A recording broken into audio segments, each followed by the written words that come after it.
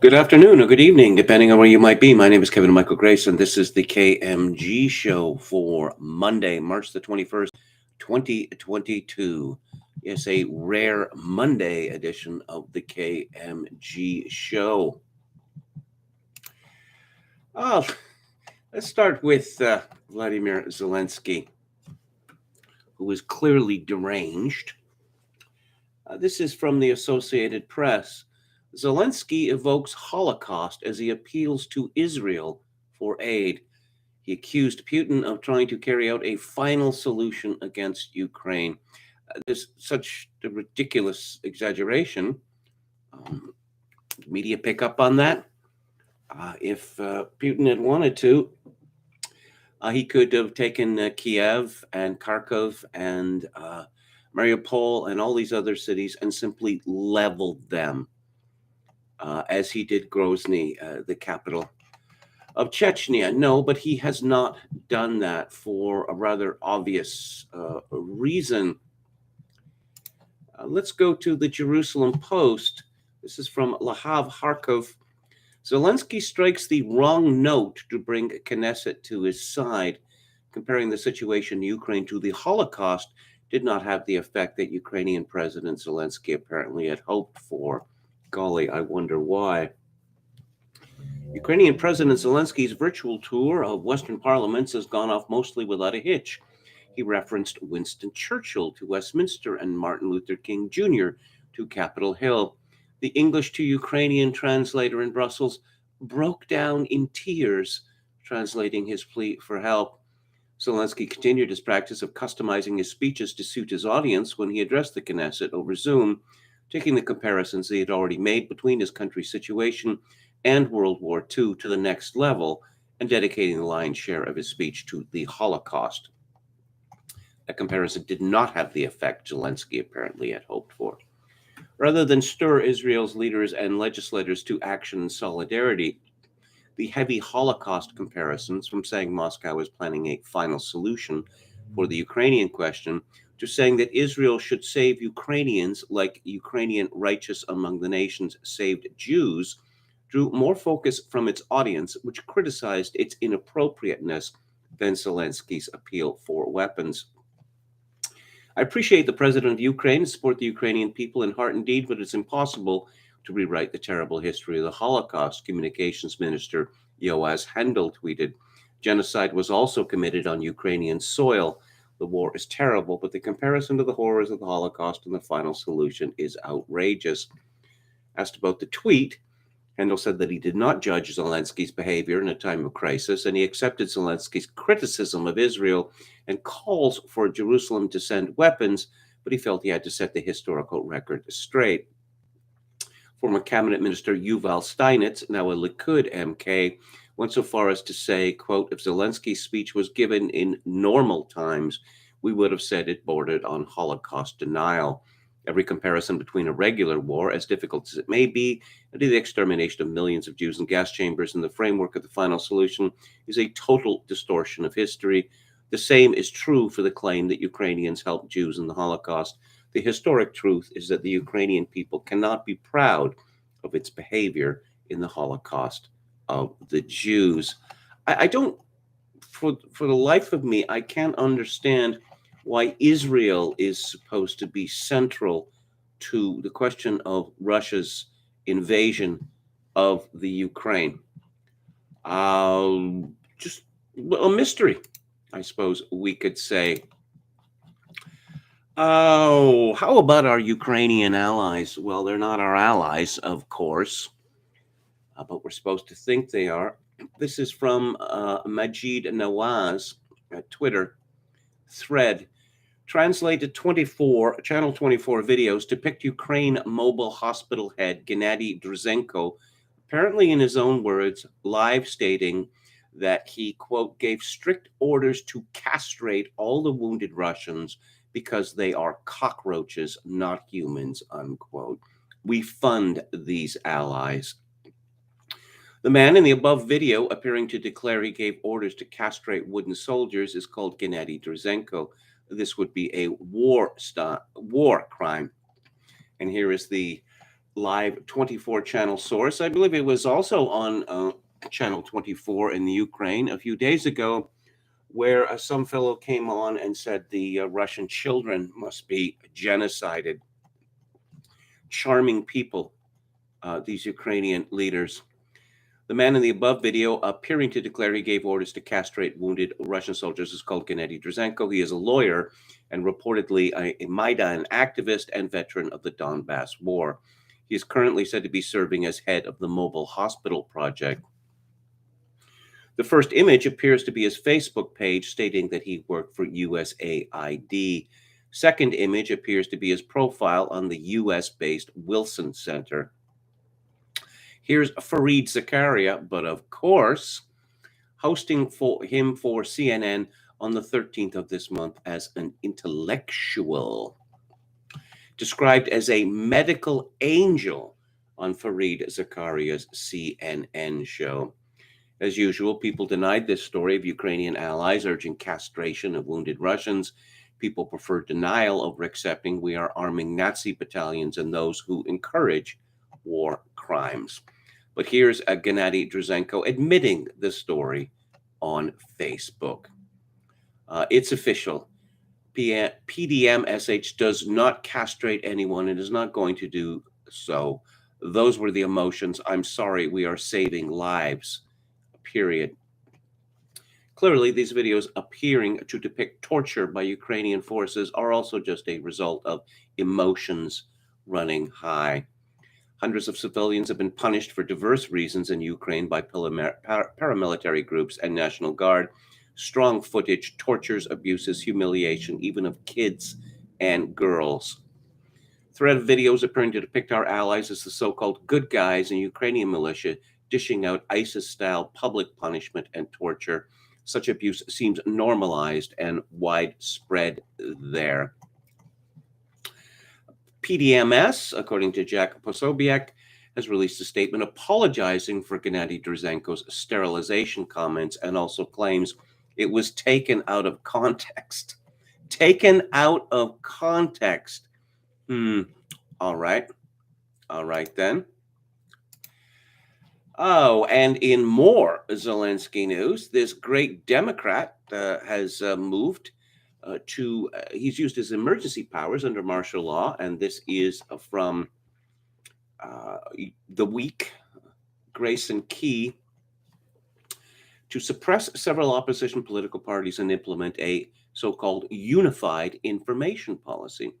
In an address to the nation delivered Sunday, he announced a temporary ban on any activity by 11 political parties. The ban includes the Opposition Platform for Life Party, which holds 43 seats in Ukraine's national parliament and is the largest opposition party. Opposition Platform for Life is a pro-Russia party, but on March 8th, party leader Yuri Boyko demanded that Russia stop the aggression against Ukraine. That same day, Viktor Medvedchuk, who was accused of treason against Ukraine in May and escaped from house arrest shortly after the invasion began, was removed from his post as the party's co-chair. Zelensky's information policy involves combining all national TV channels, the program content of which consists mainly of information and/or of information analytical programs, into a single information platform of strategic communication to be called United News. Zelensky said the measure was necessary to combat Russian misinformation and to tell the truth about the war. Well, if you go to Juan Sin Medio's Twitter feed, which is at @ublacksoul, you will find out that Twitter does not want people to read his reports, see his videos or photographs. They're making you prove your age to do so. Age-restricted adult content. This content might not be appropriate for everyone. To view this media, you need to add your birth date to your profile. Twitter also uses your age to show more relevant content, including ads, as explained in our privacy policy. Let's have a look at the chat.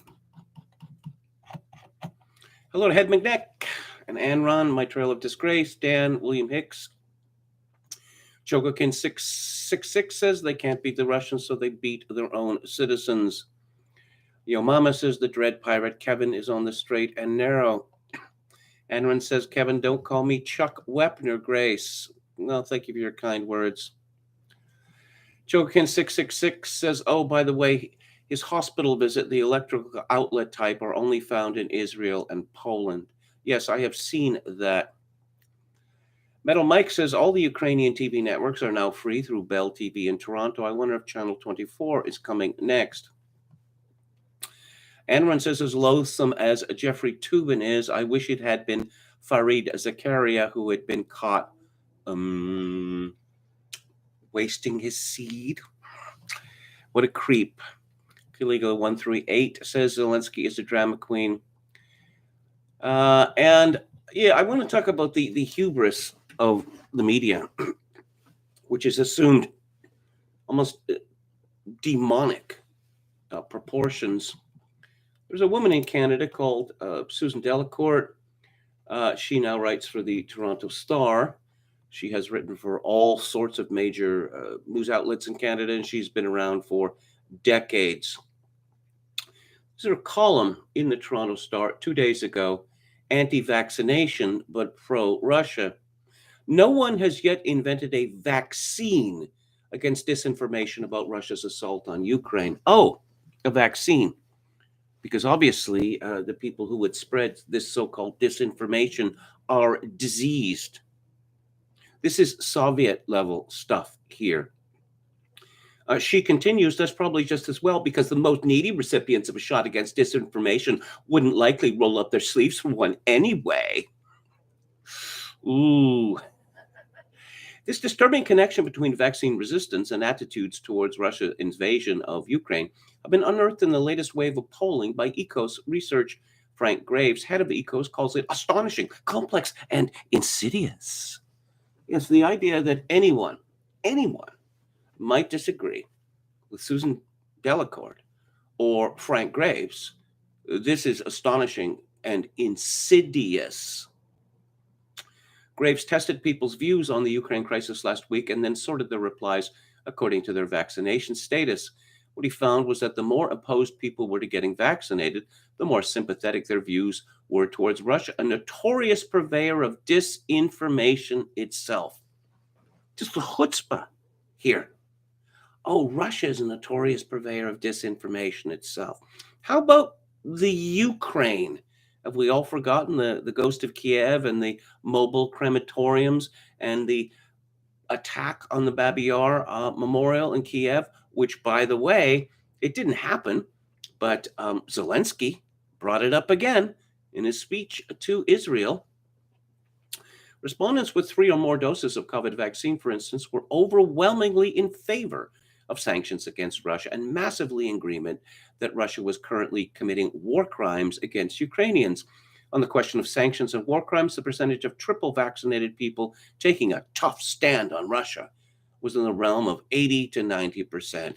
And as many people have said, the same people who want to blow up Russia are the same people who are demanding that children, 2-year-olds, be forced to wear masks, that the mask mandate lasts forever, etc., etc. In fact, and I'll talk about masks in detail in a few minutes, I was looking at people who were sharing the hashtag wear a mask a couple of days ago, and I noticed something, that the percentage of those who were demanding that everyone wear a mask that had a Ukrainian flag in their Twitter bio, close to 100%. Delacourt continues, among those who had been refusing COVID vaccines, on the other hand, the opposite was true. Only 13% favored economic sanctions against Russia, and only 18% supported sending more military aid to Ukraine. Just 32% agreed that Russia was committing war crimes, compared with 88% for the triple vaxxed and 70% for those who have received 2 doses. Graves believes we are seeing active disinformation at work. It's the most plausible explanation, he told me Friday, for how one segment of the population managed to transfer its suspicion of vaccination into skepticism about what's really going on in Ukraine. Probably the most striking finding is just the rapidity with which this disinformation machine can pivot. Again, the chutzpah and the lack of self-awareness. COVID, COVID, COVID, COVID, COVID. Oh, forget about COVID. We're over COVID. Here, look over here, the Ukraine. Ooh, that's pretty exciting, right? Yes, the rapidity with which the disinformation machine can pivot. Delacourt continues. In other words, the same forces that were feeding people rubbish about vaccine mandates during the Ottawa occupation in February are now feeding them nonsense in March about Russia and Ukraine. I would worry about insulting these people with words like rubbish and nonsense, except that the audience for this disinformation isn't likely to be reading the Star or any other mainstream media. Oh, no. No. They don't get the good stuff from the Toronto Star. Graves is still working on tracking the sources of disinformation, but he cites YouTube as one of the big culprits so far.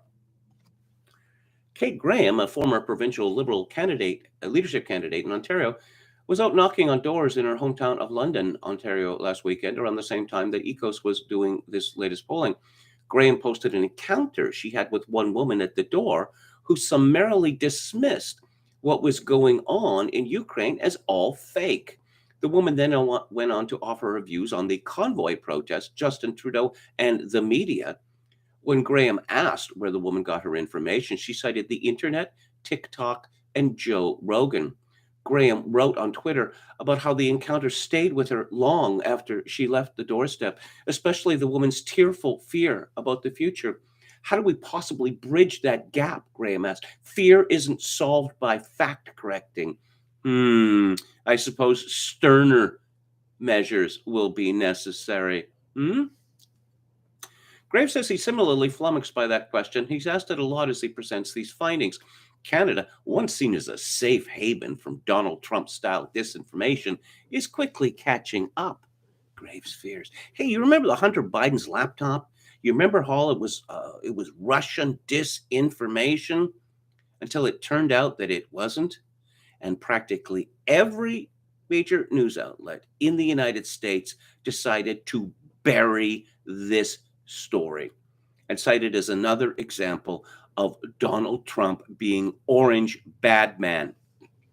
And 51 senior members of the so-called intelligence community, there's an oxymoron for you, they put out a position paper. I was saying, oh yes, obviously Russia disinformation, just the sort of thing that they do. And have any of these people suffered for this? No. Has the media engaged in cringing apologies for what it did to this so major story, which came out, a couple of weeks before the election? No, of course the media hasn't. In an appearance at the Monk School in Toronto Friday, Foreign Affairs Minister Mélanie Joly promised more to say soon about the social media's giant role in spreading disinformation, particularly the responsibility as content producers, a definition they have so far resisted. That may be one step, but it's worth noting that Trump's conspiracy theories about the last presidential election have not evaporated with his removal from Twitter and may, in fact, have flourished in the dark. The New York Times reported earlier this year that nearly 24 people are running to be secretaries of state across the U.S. on the entirely baseless argument that victory was stolen from Trump in 2020. And how do we know that it's a baseless argument? Because social media has decided to ban anyone who talks about it. And the media has used the argument from authority. No, we say that this couldn't have happened, that presidential elections are not stolen in the United States. Oh, let's see. Except the Democrats claimed that the 2016 presidential election had been stolen. They claimed the 2004 presidential election had been stolen. They claimed the 2000 presidential election had been stolen. Delacourt continues, it all tells us that conspiracy theories don't just go away anymore, nor do they continue to exist on the fringe. Like the COVID virus, they've developed a remarkable ability to mutate. Again, you see, people who disagree with Susan Delacourt are diseased or pivot, in Graves' words, While many of us see the pandemic and the war in Ukraine as separate, albeit world-shaking crises, the disinformation machine has managed to connect them. Yeah, okay. So after 2 years of the regime media lying about every aspect of the coronavirus, let's see, risks, masks, testing, tracing, deaths, the efficacy of the mRNA jabs, one might think that the media might be showing a little humility these days, but no, not a bit of it. So she tweeted 2 days ago, thanks to Frank Graves for asking the questions that unearthed this troubling finding. How to fix this is a big question in 2022. Well, who died and made Susan Delacour God? Who made her the arbiter of truth? The media is hated now, but not hated enough. They truly are the enemy of the people. And I was talking about this earlier. Juan Sin Mieto's very valuable Twitter feed. This is from Revolver News. The America First movement has a Sean Hannity problem. In 2016, Donald Trump showed that a Republican candidate can run and win without swearing fealty. Sorry, an ad just came up. To the permanent war party. He ran on a platform of America First. And since that moment, almost all Republican politicians and commentators have paid at least lip service to the idea. Yet now all of that is being thrown aside for the sake of Ukraine. In 2019, would-be America First Senator Josh Hawley delivered a speech about rethinking America's foreign policy consensus, condemning endless wars and metastasizing commitments to far-off countries, and demanding a new, narrower focus on keeping America and Americans safe and prosperous. And then Ukraine came along, and Hawley suddenly looked like any other Republican from 2006. It is one thing to see the Democrats eagerly join the CIA, State Department, and Pentagon in demanding the escalation of U.S. involvement in the Ukraine-Russia conflict. That alignment makes perfect sense politically. Why wouldn't the left align with the same national security state that embraces all of its values and which has repurposed itself to target the left's domestic enemies on the right? Seeing lawmakers on the right take the same stance, though, is both puzzling and pathetic. The relationship between the national security state and most GOP lawmakers and pundits increasingly resembles the relationship between an abusive husband and his battered spouse. Like a wife who believes her husband still loves her, even as he sends her to the hospital, the same lawmakers and Fox News figures who claim to have embraced the Trump realignment are yet again letting themselves get played by a regime that hates them. Sure, it's not nice when the regime drinks too much and suddenly labels us all domestic terrorists, but patriotism requires that we unthinkingly serve this same regime when it wants to endanger American lives for another misadventure thousands of miles from our shores. After all, freedom isn't free. When Ukrainian President Vladimir Zelensky spoke before U.S. Congress Wednesday morning, Republicans feted him with a standing ovation before his remarks and then another ovation afterwards. A Second City bureaucrat comments on Twitter, a standing ovation from the most unpopular institution in America. In his speech, Zelensky pleaded for a no-fly zone, fighter jet shipments to Ukraine, and even more punitive sanctions on Russia. It was a plea for a dramatic escalation in the conflict towards World War III, and Republicans gave him 2 standing ovations in a row. With the world on the edge of nuclear holocaust, Republicans cheered on a leader who says that World War III has already started. After Zelensky's speech, saccharine Republicans took to the airwaves to demand that President Biden ship fighter jets into Ukraine despite the dangers of such a provocation. Anti-Trump Michael McCall was particularly hysterical in his rhetoric. We need to help Ukraine, give them everything they need to fight this war. And the video we saw was very reminiscent of Nazi Germany. And history will judge us. What did you do? What did you do when the bombing started, when the maternity hospitals were bombed and the pregnant women were taken out, blood children? What did you do? Yeah, well, what did you do? Michael McCall. Why aren't you there? Why haven't you slapped on a tin hat and a Sam Brown belt? This is not a time for partisan rhetoric. This is a time to unify the nation behind Ukraine. That's one of the stupidest sentences that I've ever heard against one of the most evil forces we have seen since my father's war, and that's World War II, Adolf Hitler.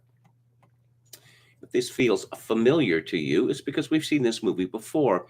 It's a tired old flick about Republicans, especially America First pretenders, reverting back to the same old war script. Remember 2002? George W. Bush said war with Iraq was a last resort. Baloney. Republicans should have learned from that scam, and maybe the base of voters did when they elected Donald Trump. But the Republican establishment, including supposed MAGA and America First stalwarts, are still beating the same old war drums with their every word and action. Conservative leaders have embraced the new priority of Ukraine first, no matter the risk of World War III. And thus far, Sean Hannity has been one of the worst offenders. Hannity has tied himself into knots, trashing President Biden over rising oil prices while also advocating for the drastic escalation of sending fighter jets to Ukraine. On his radio program, Hannity has concocted wild ideas, such as assassinating Putin or bombing Russian convoys, while saying, "We didn't." For those confused by what they are witnessing, here's a simple explanation. Fox News, Sean Hannity, and the GOP are reverting back to the leading roles they played in the run-up to the Iraq War. Of course, we don't want to just bag on Hannity, who was likable enough, but the whole history of the Iraq War really leaves us no choice. Back in 2003, 90% of Republicans supported the decision to invade Iraq and violently topple Saddam Hussein's government. But supported undersells the intensity of the Iraq moment. Out of 272 Republicans in Congress, only 7 voted against authorizing the invasion. For 3 years, House Republicans renamed French fries to Freedom Fries and French toast to Freedom Toast in the House cafeteria. Fox News hyped the war relentlessly during the lead up, and its host defended nearly every facet of it for long afterward. Pat Buchanan, Scott McConnell, and Taki Theodoropoulos founded the American Conservative in 2002 precisely because every other institution on the right, from the White House to Fox to National Review, was marching towards war in lockstep with the military-industrial complex. Even in 2008, with WMDs still yet to be found and the Iraq insurgency roiling on, 73% still stood by the invasion. And there's a long section here with all the nonsense that Hannity had to say about Saddam Hussein. But this talk about Putin being Hitler, I think it's projection. Well, obviously it's projection. Which side has the neo-Nazis? Well, that would be the Ukraine, wouldn't it? And I suppose this is Darren Beattie, and he explains what he calls the Hannity trap, political cynicism. Sundown Joe Biden is an easy punching bag, owning the libs. Conservatives are more easily interested in a short-term attack on the left than they are in finding the best policy for America, regardless of what Democrats are saying. Americans don't read much history, so even elected Republicans have learned no lessons from history, except that Hitler equals bad and mean foreign leaders equal Hitler. Right of center people just innately like the military and like seeing it used. Hooah! And let's go to Jim Kunstler's column today, which is called National Assisted Suicide. The defining moment last week in America's ongoing mental health crisis was UPenn swimmer Leah Thomas's record-setting win in the NCAA Women's 500-yard freestyle championship race. It was celebrated in the sports news as a thing, that is, an alleged feature of reality. Leah Thomas began transitioning in 2019 when she was a full-grown male human being, otherwise known as a man, and was already competing in men's NCAA swimming events.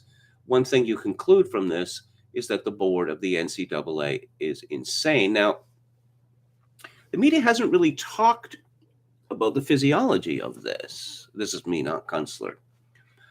This Leah Thomas appears to have no breasts, and it has been widely reported that in the dressing rooms, well, before and after these contests, Leah Thomas walks proudly around with his Johnson swinging.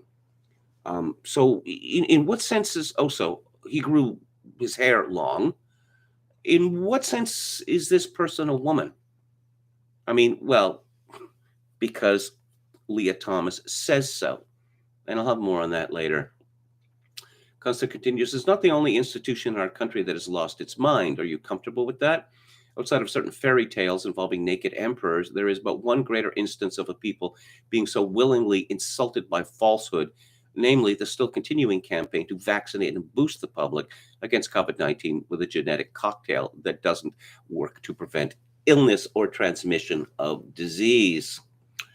Yet they're still out there pimping for the vaxes. Rochelle Walensky of the CDC, Dr. Anthony Fauci, Mary Bassett, New York Commissioner of Public Health, and many other officials in other lands. This is a major part of the scripted suicide of the USA, along with the rest of Western Civ. Our government's own vaccine adverse event reporting system, VAERS, now lists a total of 24,177 pericarditis and myocarditis cases for all of year 2021 and 11,829 cases for just January and February of 2022. Do you see an ominous trend there? Those are but two deadly conditions linked to the vaccines. There are over 1,000 more. The deluded people getting boosted now are taking on board additional toxic spike proteins to the ones they've already acquired in the first two shots. Might one predict that quite a few of them will develop a horrifying array of bodily disorders in the next 2 years? Such an appetizing prospect might account for America's reckless poking of the Russian bear over the future of Ukraine, a distraction from the developing picture of national assisted suicide here at home. The prospect of World War III is apparently more compelling than the emerging information that indicates that the U.S. government is, I can't repeat that. Joe Biden and company might have prevented Russia's operation thereby, but simply reiterating what NATO itself had declared, that Ukraine would not be invited to join the alliance. But Ukraine has been a special client of the USA since 2014, when we changed out a pain-in-the-ass government there. Since then, we've used Ukraine as an international money laundry, a proxy forward base for NATO, and apparently a place removed from the USA to set up bioweapons labs when our own government called an at-home moratorium on gain-of-function research in 2014. Part of the forward base activity in Ukraine since 2014 was the training and arming of the 600,000 troop Ukrainian army, one of the biggest armed forces in the world, which Russia now feels constrained to disarm and neutralize. How successful Russia might be in that endeavor with an operational force of about 200,000 is the subject of a propaganda war being waged one level removed from the action on the ground. The reality, as one might expect from such basic troop numbers, has been an onerous grind for the Russians. American Javelin missiles have proved deadly to Russian tanks and armored vehicles, but contrary to the narrative script of CNN and the New York Times, Russia is hardly losing the contest. Russian forces are in the process of kettling up Ukraine's most potent units, the notorious Azov battalions along the Donbass line in the east. There are a lot of them. They are surrounded, cut off from their central command, and now given the choice of surrendering or being slaughtered. For the moment, it is Ukraine's choice. And Kunstler continues, for the Russians, this is, as they say, an existential matter, something they have faced before and understand the stakes of. Think Napoleon and Hitler. The U.S. has shown at least an exorbitant will to antagonize Russia using Ukraine. This, too, is yet more insanity. In Putin's early years as a head of state, Russia asked to join NATO in Russia's quest to be treated as a normal European nation after overcoming 75 years of Soviet insanity. Request rebuffed. 20 years later, and many instances of antagonism in the meantime, Russia had enough. It is doing something America can no longer do, establishing boundaries. Ukraine will not be used as a platform for further antagonisms.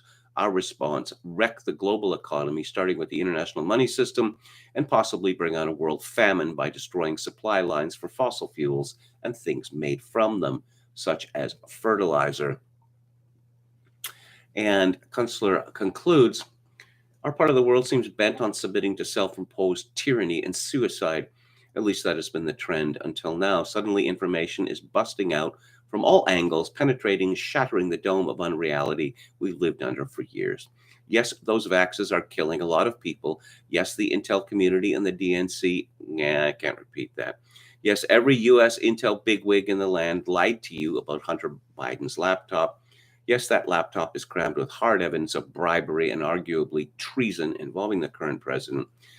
Yes, the US economy is tanking because we borrowed more money than we can ever pay back and we don't produce enough stuff of value. And no, Russia is not losing in the Ukraine. Rather, Russia is showing the commitment and fortitude of a nation interested in self preservation.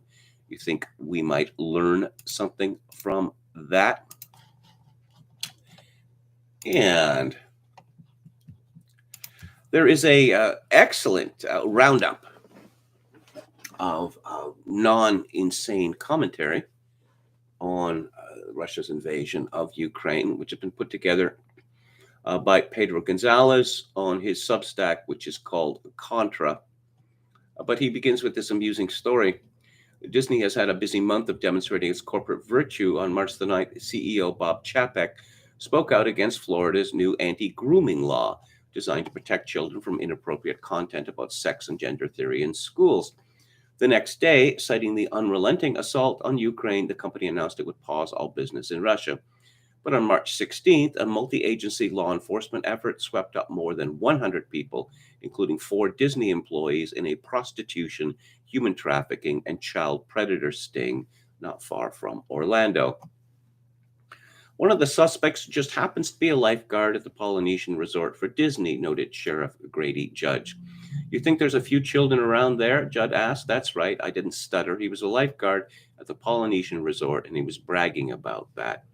Gonzalez comments, if only Disney would stop its unrelenting assault on children. So there's lots of great stuff here. Some of it previously mentioned on this live stream. Thomas Friedman's 1988 interview of George Kennan from the New York Times, a piece from John Mearsheimer and Gonzalez himself, Sohrab Ahmari in The American Conservative, and stuff from left-wing sites as well.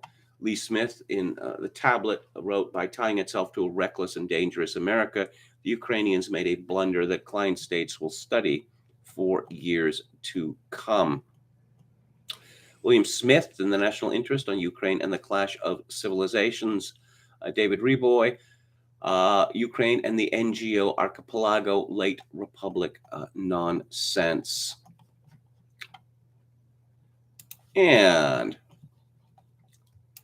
this piece of The American Thinker by Vasco Kollmeyer called Zelensky's Reckless Gamble. It does not take great strategic acumen to realize that trying to put up a no-fly zone over Ukraine, whose airspace is now controlled by the Russians, would inevitably lead to a direct clash with the military assets of the Russian Federation. Zelensky is thus, in effect, asking the United States, as well as other NATO nations, enter into a shooting war in Russia. What Zelensky is doing in reality is calling for World War III.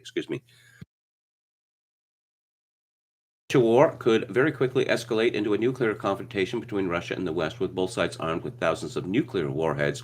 This kind of conflict would result in a fathomless death toll and would almost certainly end the world as we know it. Zelensky is effectively requesting that we commit suicide over Ukraine. It would be immense foolishness on our part to accommodate his ludicrous request, given the fact that Ukraine is a poor, deeply corrupt country in which we have no vital national security interest. We should not at all be surprised by Zelensky's self-destructive recklessness and lack of judgment.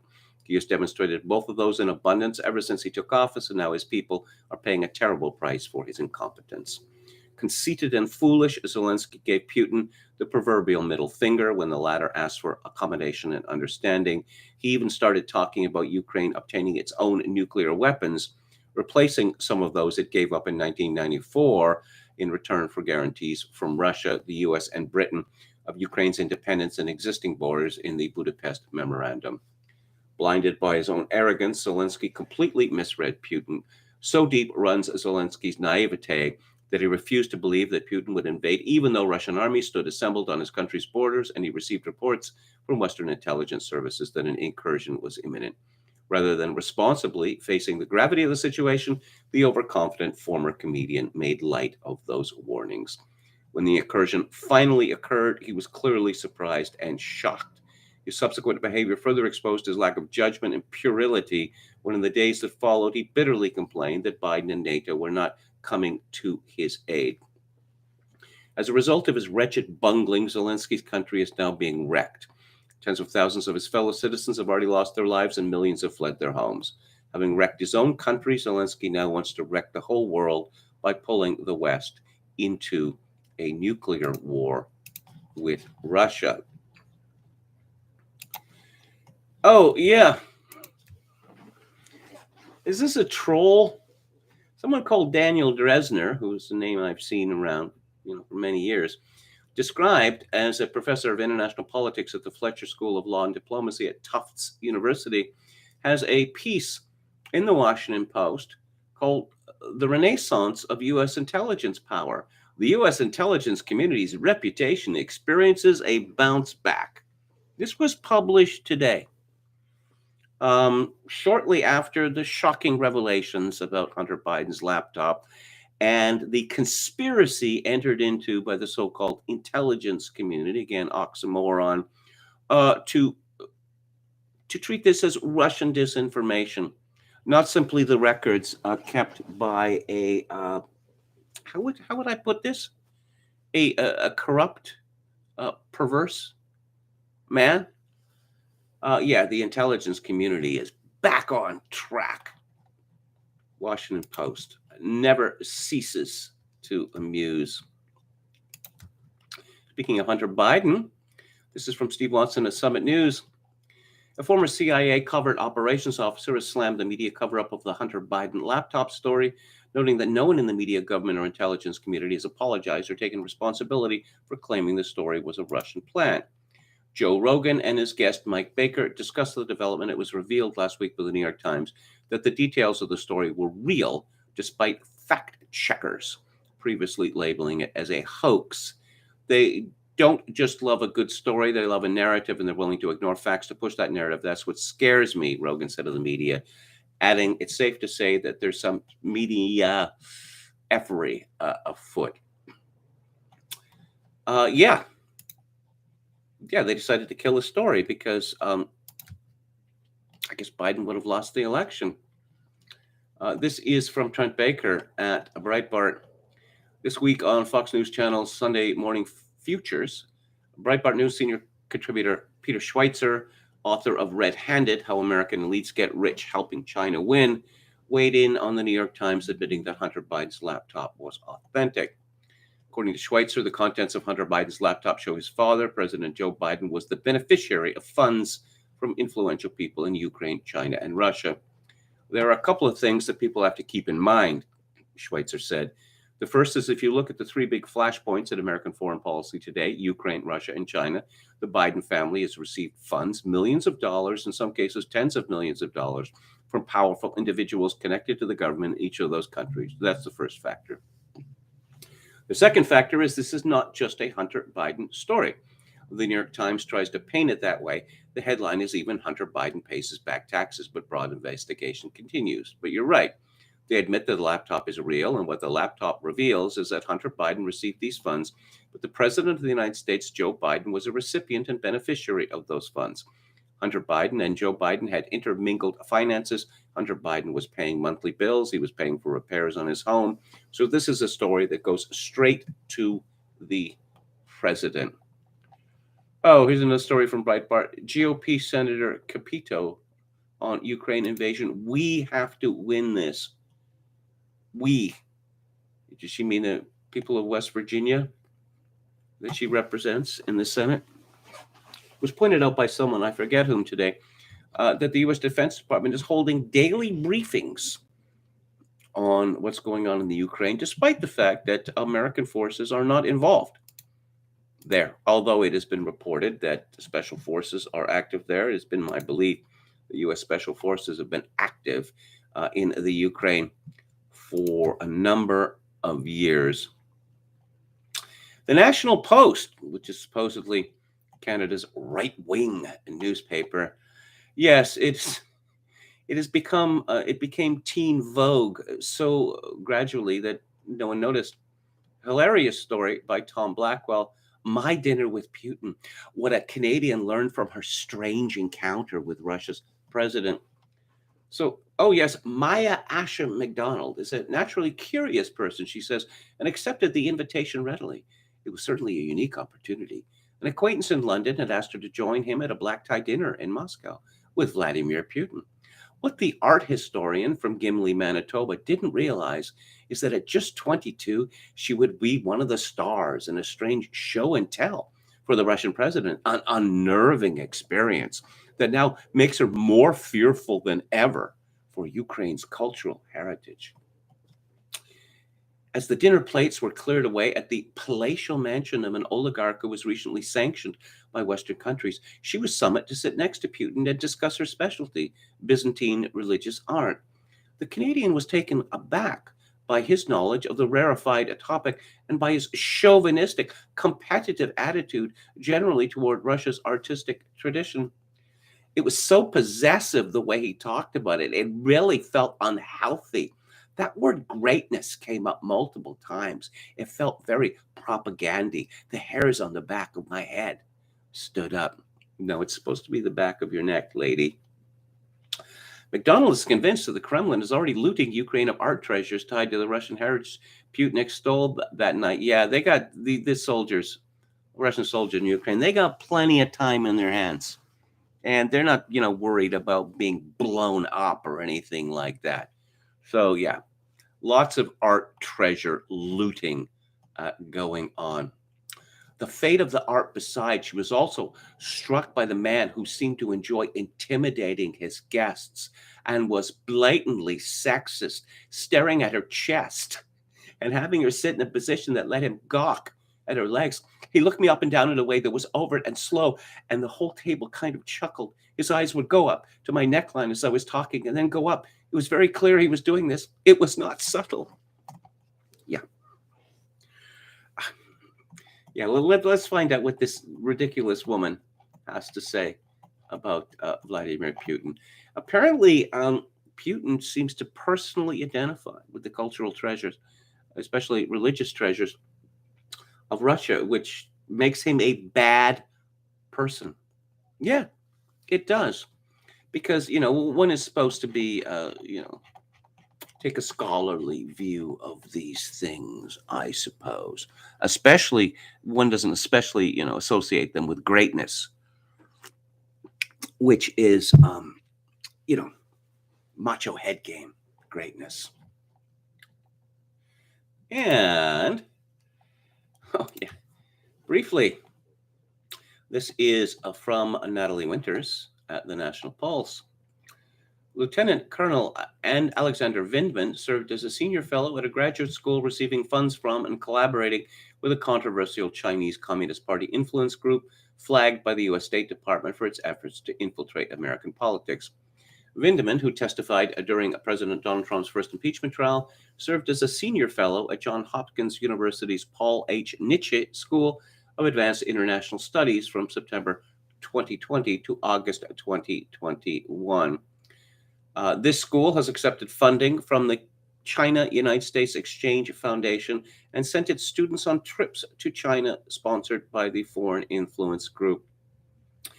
SUSEF functions as part of China's United Front, which the federal government identifies as Beijing's covert operation to co-opt and neutralize sources of potential opposition to the policies and authority of its ruling Chinese Communist Party and influence foreign governments to take actions or adopt positions supportive of Beijing.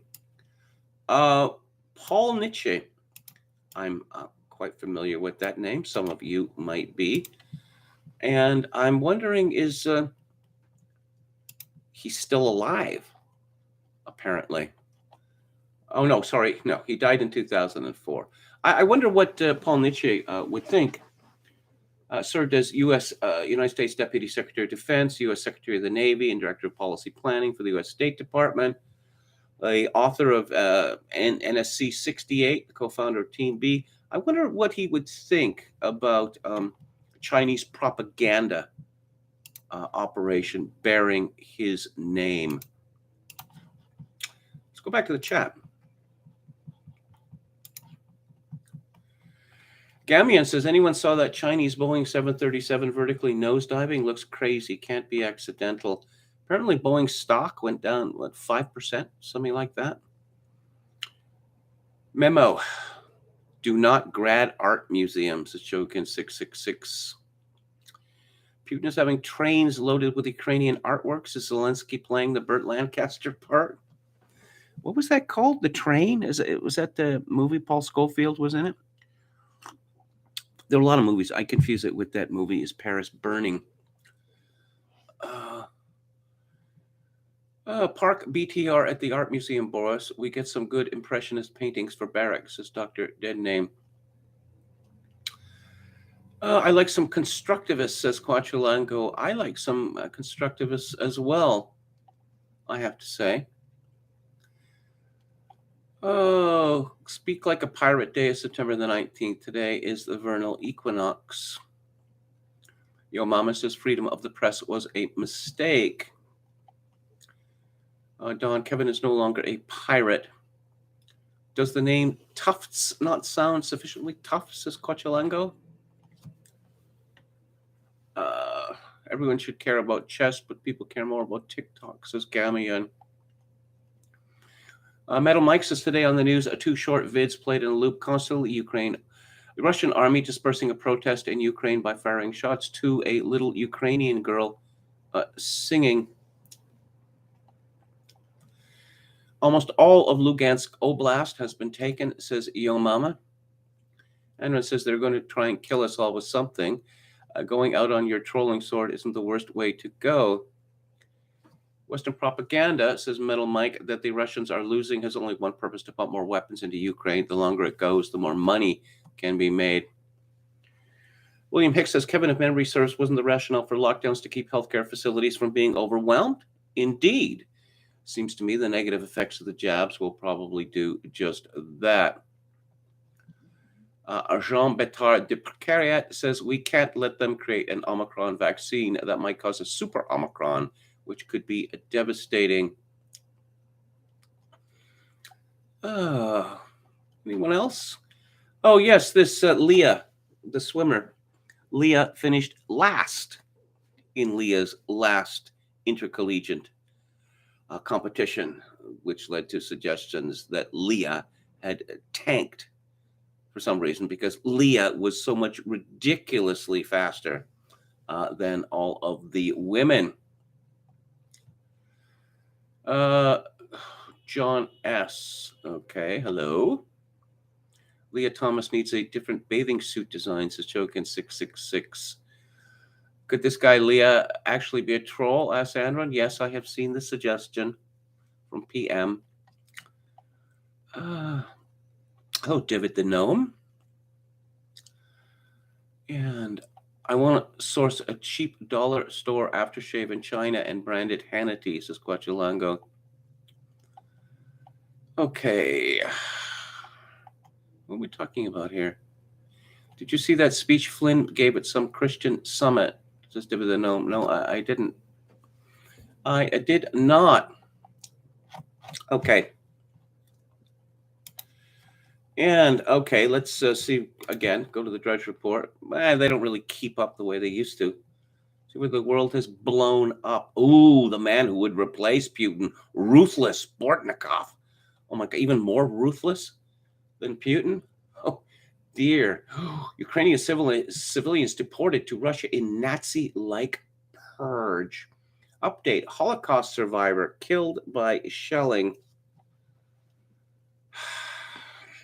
Okay. All right. Refugees flooding into Warsaw. How many of them are Ukrainian, I wonder? How many? Let's check out antiwar.com. FBI documents link Saudi spy to attacks on 9/11. Zelensky bans political opposition, seizes media. Ukraine makes bid for U.S. Mutual Defense Pact.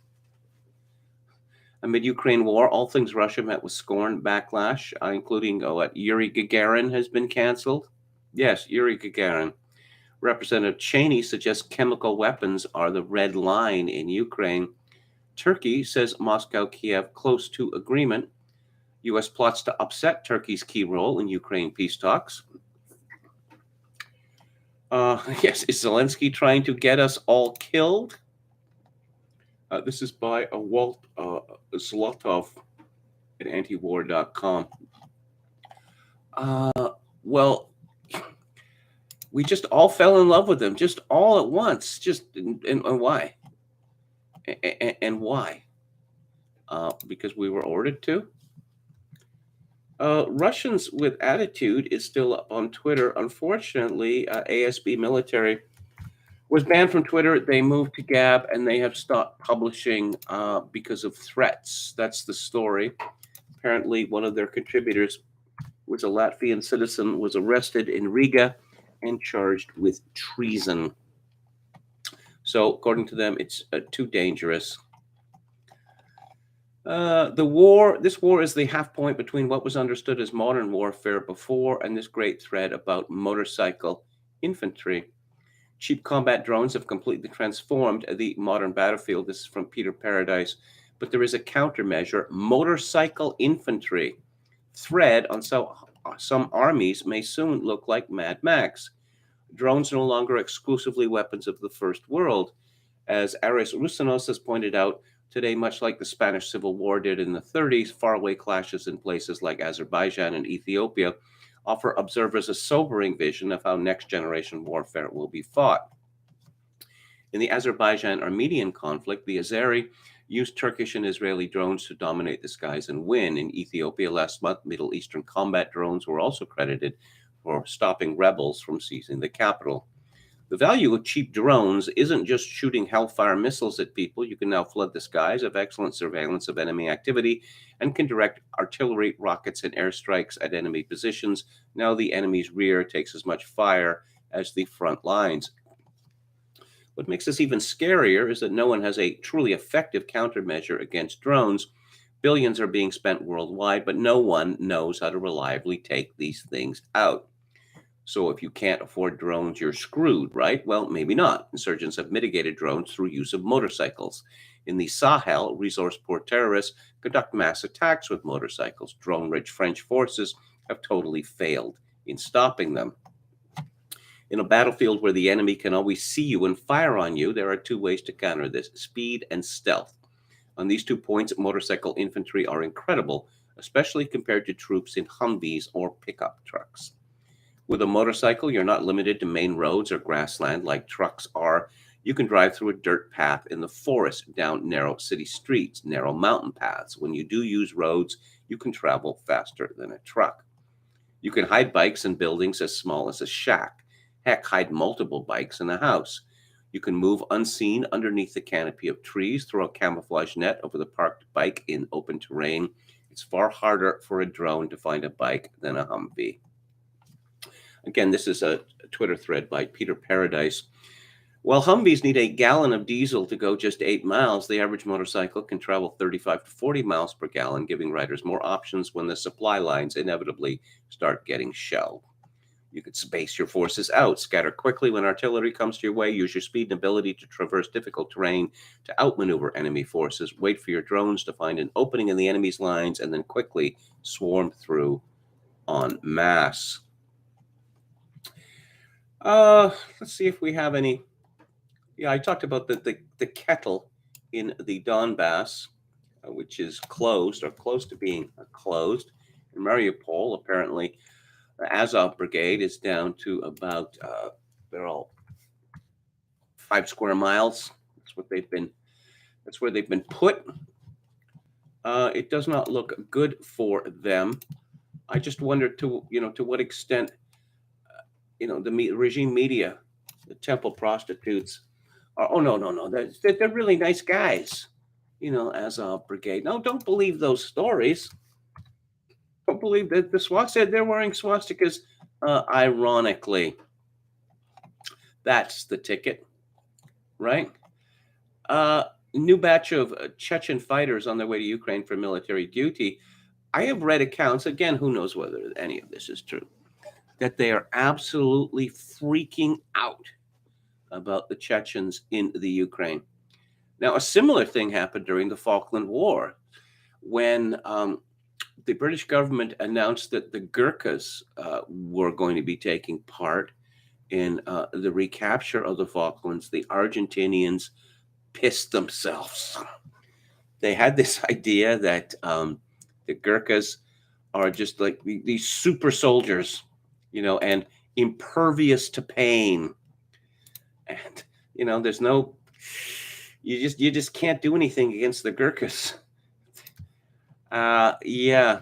So, here's Paul Joseph Watson. What happened at Summit News? What happened to people who volunteered to fight for Ukraine? The dangers of moral exhibitionism.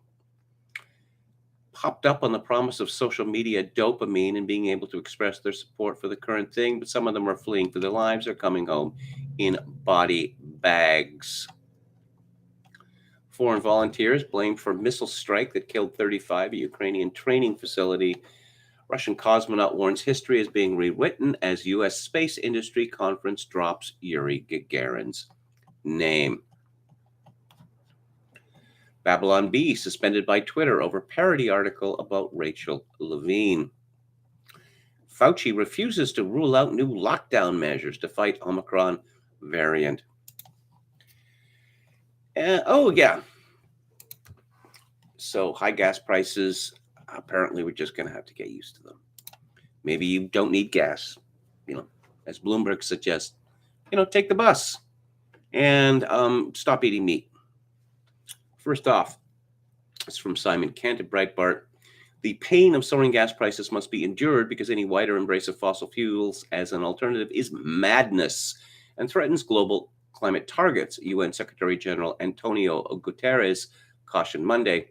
If countries become so consumed by the immediate fossil fuel supply gap that they neglect or kneecap policies to cut fossil fuel use, a climate disaster is the guaranteed outcome, Guterres said in a pre-recorded address to the Economist Sustainability Summit. The Economist, eh? And this is not from The Economist, but it is from Bloomberg. And a story about this already infamous article in the Daily Mail by Andrea Cavalier and Keith Griffith. Bloomberg raised eyebrows with an op-ed telling Americans earning less than $300,000 to eat less meat and cut back on chemotherapy for pets to beat spiraling inflation. The business news outlet's tweet that promoted the story also pointed out nobody said this would be fun, with scholar Teresa Ghilarducci's article offering some very dark advice. In the widely mocked piece headlined, "Inflation Stings Most If You Earn Less Than $300K," Ghilarducci, a New York-based labor and retirement expert, suggests switching to vegetables as a way of avoiding inflated meat prices. Though your palate may not be used to it, tasty meat substitutes include vegetables, where prices are up a little over 4%, or lentils and beans, which are up only about 9%. Plan to cut out the middle creature and consume plants directly. It's a more efficient, healthier, and cheaper way to get calories. And for new pet owners, Ghilarducci advises to rethink those costly pet medical needs by cutting back on cancer treatments for much-loved furry friends. It may sound harsh, she lectured, but researchers actually don't recommend pet chemotherapy, which can cost up to $10,000 for ethical reasons. Ghilarducci also tells readers to reconsider public transportation to avoid gas prices, but mind you don't get pushed in front of a train, pointing out that public transportation prices are only up 8% compared to 38% for gas. The op-ed post on Twitter received a slew of scathing, quote, retweets, many with their own suggestions on how to deal. Complaining about the price of gas, the elites say let them eat lentils, Republican congressional candidate for Rhode Island Jessica De La Cruz tweeted. Well, this is all happening very fast, isn't it? Yeah, eat the bugs, eat the plants, don't eat meat. Apparently Americans are being told now that, forget steak, forget hamburger, too. I may be stepping out on a limb here. I'm going to suggest that that's the sort of thing that brings about what they call a pre-revolutionary situation. Robbie Starbuck got to the heart of it here. Basically, the elite want normal people to own nothing and be happy about it. Yeah. Why do you need all those things? Just stick to a vegan diet. Of course, the vegan diet is not healthy for people because people need protein. But you can take protein substitutes, which in no way vitiates a vegan diet. No, no, no. You got to take special pills. But no, that's definitely the healthiest way to live. Joseph Malazzi, Baron Destructo, this is pretty good. How to deal with inflation? Win the lottery.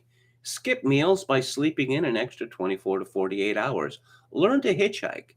Check with your folks to see if your old room is still available. Coincidentally, drop in on friends around mealtime. Try insect protein instead of lentils.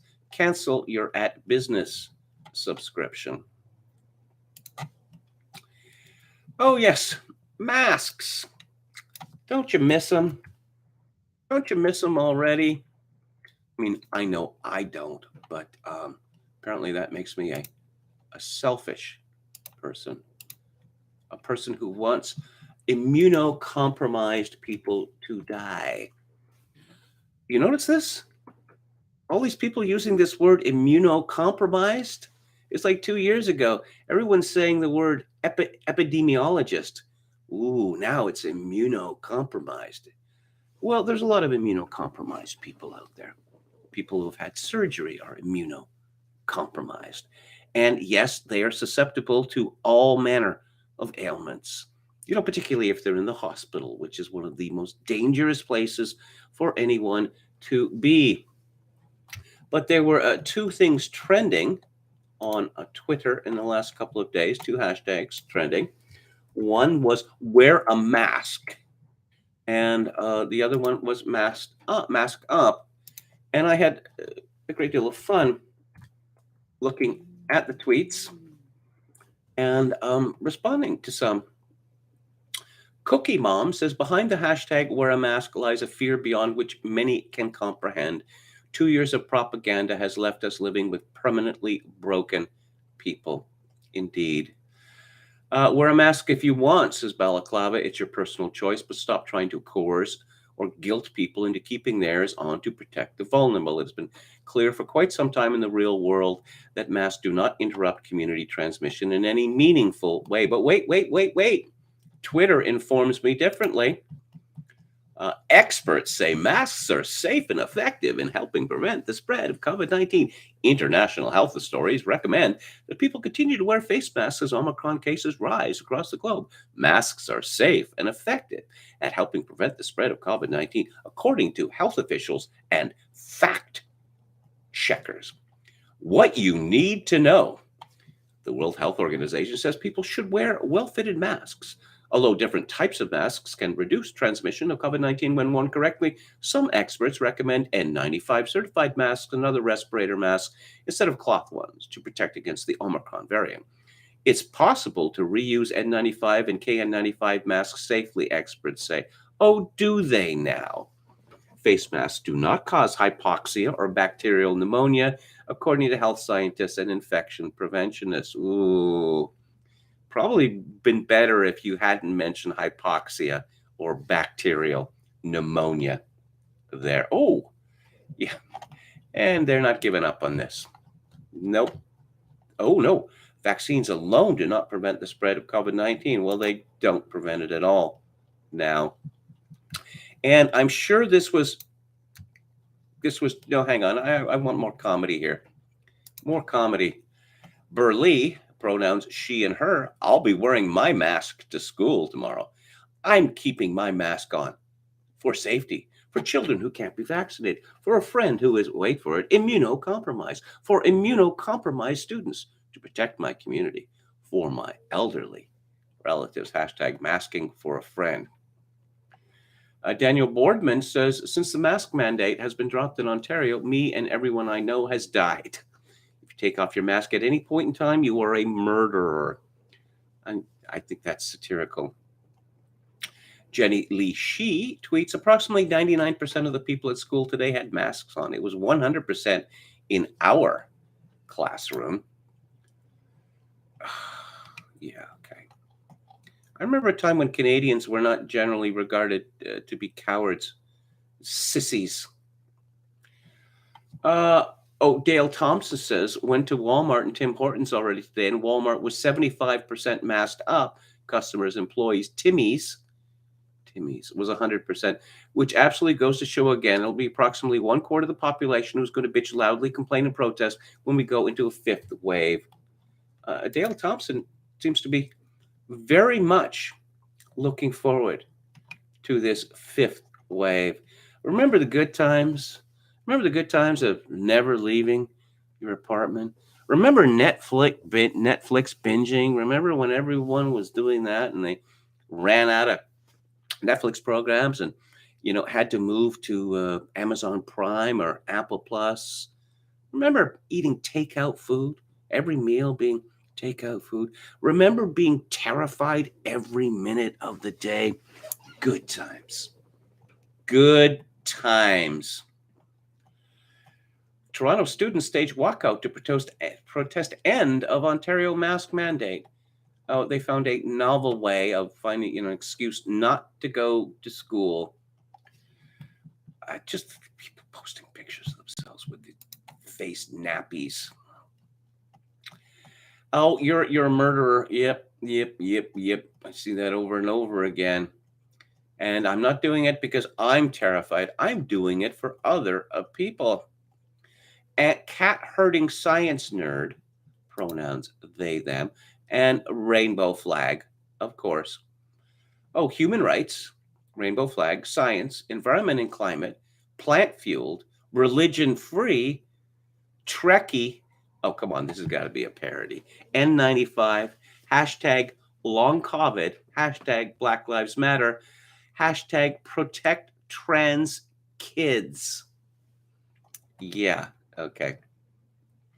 Anti-maskers don't want freedom, they want privilege. When medically vulnerable and disabled people say, please wear a mask so we can safely see doctors and get groceries, anti-maskers scream, go live in your basement. How vile. This has been good times.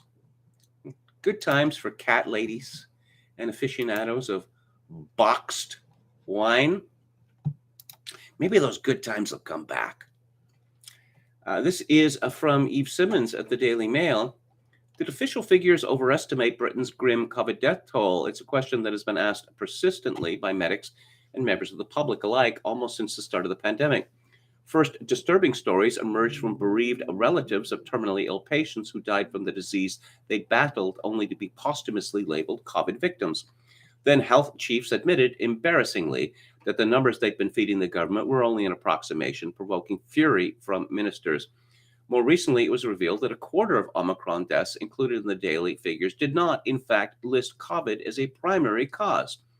More than 2 years since COVID-19 emerged, many feel they want a simple answer: how many were killed by this virus? Last week, in the first of a series of special reports probing the science that has underpinned our pandemic response, the Mail on Sunday said about tackling the ongoing concerns that tests used to diagnose COVID were picking up people who were not actually infected.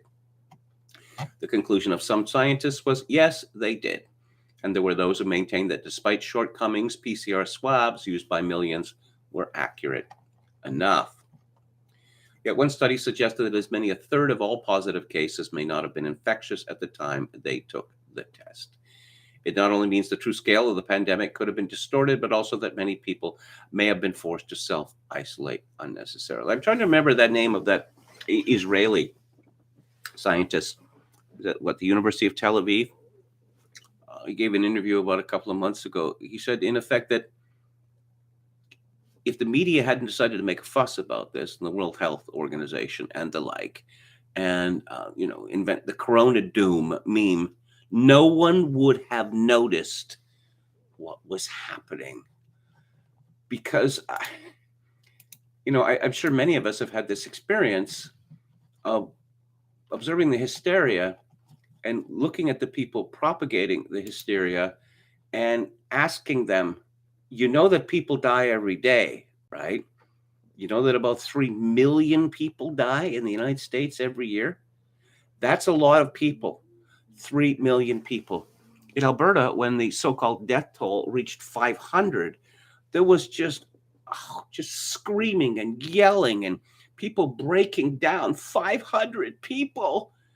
In the last year before COVID-19, more than 26,000 people died in Alberta. But I guess people don't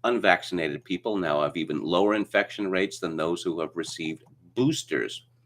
So South Korea finds itself exactly in the wrong place in the COVID cycle. As Berenson likes to say, virus gonna virus. And I remember being mocked 2 years ago by these people who were touting the tremendous success of Australia and New Zealand. Well, New Zealand managed to wreck its economy, even more so than in North America, and they ended up getting it the same as everybody else. Oh, and more from Berenson on a political topic. This is quite disturbing, but it is to be expected. The left is no longer content with censorship. Now it apparently thinks only it should be allowed to rally voters. The Washington Post offered a stunning article today, though it wasn't stunning for the reasons the Post thought, under the topic national security. Yep. The Post reported on a rally in Washington state that encouraged fundraising and turnout for the 2022 midterms. I know that sounds almost American, but I haven't told you the scary part. Here's the scary part. It was a conservative rally. Yes, activists are rallying supporters to engage in politics and show up to vote. Oh my God, what's next? Will they be telling people to donate to charity? This incredibly dangerous trend must stop. The Post article was clear. The rally was peaceful, and organizers had asked participants not to display hateful imagery. Oh, the humanity. The left is now waking up to the fact that lockdowns, school closures, and to an extent still to be seen, vaccine mandates have spurred a backlash against government overreach at every level. They can read the polls, and they are scared of what November will bring. Thus, the desperate effort to brand political organization as violence, leading to howlers like this. The risk of political violence is rising as armed groups push on those gains to push deeper into the mainstream. Yeah. Marginalized groups use violence when they feel political processes have failed them. Indeed, they do. When they think they are winning, they have no need for violence. Pushing deeper into the mainstream is the opposite of setting off a bomb, Berenson says. But no, these are, Untermenschen and shouldn't be allowed to vote. They shouldn't be allowed to speak, even. Let's have a look at the Daily Skeptic. The West should not pressure Ukraine to negotiate with Putin. And this is according to Ian Rons. Apparently, they're having a COVID-19 public inquiry in Britain. Government criticized for not ruling out no jab, no job by back door. Disney closes Shanghai resorts as China struggles to contain COVID outbreak. Medicine is corrupted by dominance of big pharmaceutical companies which suppress negative results and hide adverse effects, says peer-reviewed British Medical Journal article. Nicholas Sturgeon's self-destructive net zero policies are based on make-believe data. Well, actually, the idea that Scotland could flourish as an independent country is also based on make-believe data. But they seem to be hell-bent on this, and if that's what they want, I mean, let them have it. The people of England would be much better off without Scotland. Much, much better off. They have a far more extensive welfare state in Scotland than they do in England. Now, the Scottish don't pay for it. The English do. Of course, the situation is even worse in places like Northern Ireland. Last time I checked, about 75% of the budget of the Northern Irish government consists of subventions from London. And as promised, we're going to go back to Joseph Tainter's The Collapse of Complex Societies. And we have been looking at various hypotheses from famous and not so famous people as to why complex societies collapse. And here is a Tainter with his assessment. Although complex societies are not really like plagues of locusts, it sometimes seems as if theories of their collapse may be. To make any sense out of the foregoing, it is necessary to focus on a few basic themes. The reader will be spared major attention to ideas that do not clearly merit serious consideration. There will thus be little discussion of mystical numerology or of reproductive patterns or of theories that compare complex societies to swarms of insects or to lumps of coal. It is well to point out, though, what separates these theories from those that will be discussed is only a matter of degree. The works of Spengler and Toynbee have been reviewed for so long and so thoroughly that little can be added that is really new. This will make the present assessment, compared with the overview just completed, mercifully short. It is nonetheless necessary to cover certain points to round out my critique of collapsed studies, and this I shall do without concern for whether any of my objections are novel. In all, I find the work of Spengler's and Toynbee's critics much to the point and will use it as a springboard. The mysticism and value-laden nature of Spengler's writing fully validate Hughes's estimate of it as a massive stumbling block in the path of true knowledge. Hughes echoed the feelings of many who have read Spengler. The decline reeks with unpardonable exaggerations delivered in a tone of dogmatic certainty. Spengler's metaphysical passages achieve the not unusual combination of being murky and superficial in the same breath. Spengler's prejudices are narrow and hateful. All cyclical theorists play the role of intuitive seers. Toynbee's critics have been scarcely kinder. From Stone, Toynbee metes out rewards and punishments like a divine schoolmaster, a silver cup to primitive Christianity, consolation prizes to the churches, and six with the cane to contemporary Western agnostic and materialist civilization. Toynbee has the inability to distinguish unverifiable presuppositions and subjective value judgments from empirical deductions of the facts. From Hugh Trevor Roper, he compares himself with the prophet Ezekiel, and certainly at times he is just as unintelligible. From Thompson in 1956, for Toynbee, history and the techniques for studying it are a curious blend of science and fiction. From Bohr, Toynbee, like Jeremiah, is sure of his ground. And from Altry, Toynbee's subjectivism is a normative system based on a very private interpretation of the course of human history. Tainter continues, despite the differences in approach between Spengler and Toynbee, these quotes could be interchangeably used for either author. It seems almost unsporting to treat Spengler and Toynbee so severely, but these quotations introduce most of the problems in mystical explanations. These problems are A, reliance on biological growth analogy, and B, reliance on value judgments, and C, explanation by reference to intangibles. The biological growth and decay analogy, as has been seen, is an ancient one, and it continues in use to this day. Its essence has been stated in the previous pages. Complex societies mimic organisms in the path of birth, growth, decay, and death. Organisms, though, follow such a path through a scientifically noble process that involves such things as genetic coding, biological clocks, solar cycles, and the progression of the seasons. For human societies, as most social scientists recognize, the biological analogy can identify no such controlling mechanisms. It is necessary then to fall back on arguments that are openly vitalistic, that some mysterious internal dynamic force leads to the flowering and decay of civilizations. Vitalistic arguments of this form are indefensible, for any such internal force is inherently unknowable, unspecifiable, unmeasurable, and unexplainable. This analogy, like so many of the explanatory themes discussed previously, does not advance the cause of understanding. It explains a mystery by reference to a mystery, and so explains nothing. Alfred Kroeber, a master of the growth and senescence analogy, objected to such criticism. His point was that it was not false to speak of cultures growing, that the term is a metaphor. One is forced to use it due to limitations of language. Granting Kroeber this insight, one still has reservations, for it is not at all clear that many others perceive the matter as he did. Too many of the authors reviewed here seem to believe that cultures really do sprout, flower, wither, and die. Value judgments are another matter altogether. A scholar trained in anthropology learns early on that such valuations are scientifically inadmissible, detrimental to the cause of understanding, intellectually indefensible, and simply unfair. A student of other cultures acquires a deep-seated aversion to statements indicating that various cultural phenomena are good or bad, better or worse, superior or inferior. One is either an impartial social scientist or a social critic, and the latter should not masquerade as the former. Cultural relativity may be one of the most important contributions anthropology can make to the social and historical sciences and to the public at large.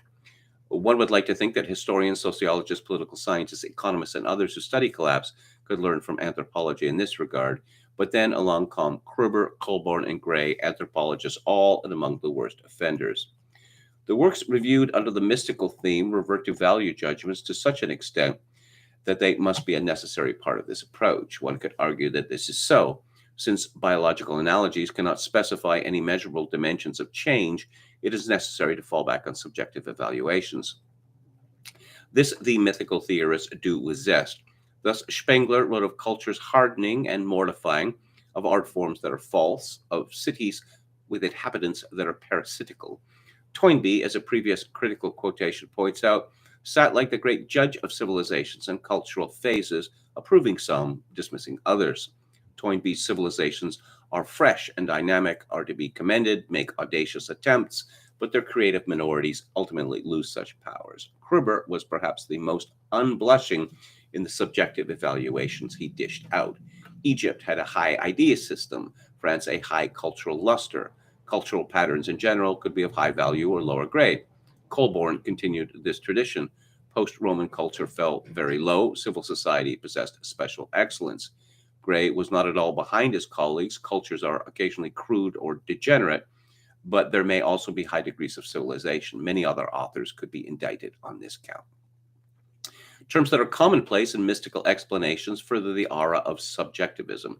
Decadence is a notable one, frequently applied to the Roman Empire. Even seemingly innocuous words like rise, fall, decline, and vigor imply value judgments. We all approve of things that have vigor, and conversely. As discussed earlier, the term civilization itself falls into this trap. Values, of course, vary culturally, socially, and individually. Herein lies the problem, so obvious that one feels embarrassed for authors who overlook it. What one individual society or culture values highly, another does not, so that subjective ratings of cultural phenomena can never be scientifically standardized.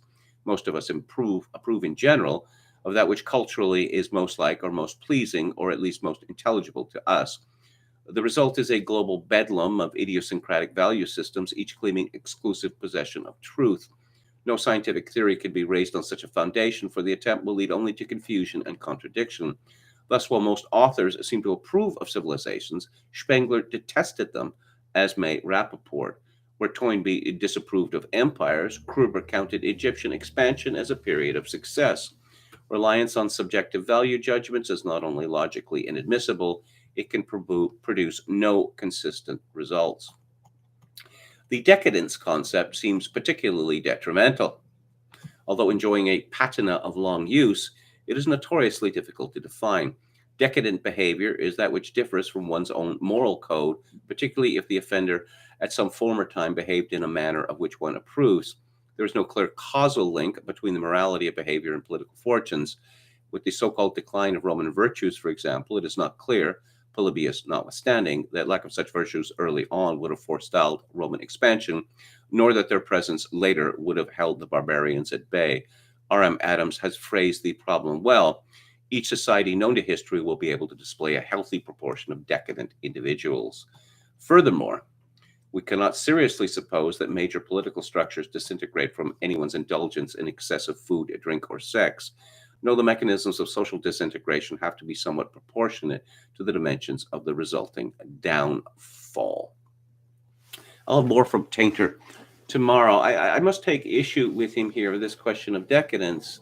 He's using decadence in a very moralistic sense. That is the secondary meaning of decadence. The primary meaning of decadence is a collapse of standards. Now, of course, there are all sorts of standards, but we could say that our cultures are decadent.